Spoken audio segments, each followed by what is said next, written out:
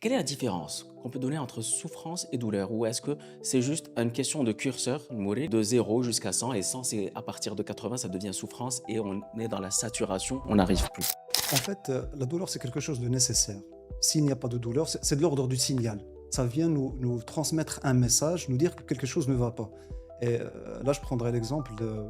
Je ne connais pas le nom de la pathologie, mais il y a certaines pathologies qui est physique où la personne ne ressent plus la douleur. Ça, c'est très problématique. Par exemple, il pourrait se mettre la main sur le feu et ne pas ressentir la douleur. Et là, il pourrait être amputé d'un bras, d'une jambe, etc. La Donc, perception du danger baisse aussi, donc la quelque part. douleur, non, la douleur, elle va nous signaler qu'il y a quelque chose qui nous met en danger, qui met notre intégrité corporelle en danger, dans ce cas-là, dans ce cas de figure-là.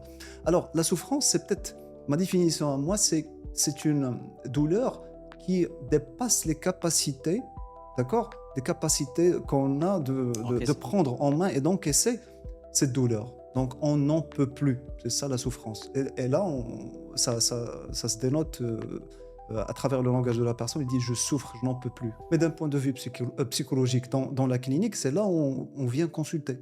C'est quand on arrive à ce stade de souffrance. Parce que la douleur, c'est un signal, c'est nécessaire. La douleur est nécessaire. C'est nécessaire. Une c'est vie sans nécessaire. douleur n'existe Par pas. exemple, avoir une migraine, ça dénote quelque chose. C'est un symptôme, on va dire. C'est un symptôme qui fait mal, il y a de la douleur, mais ça dénote quelque chose. Il faut aller chercher derrière le symptôme, qu'est-ce que ça cache?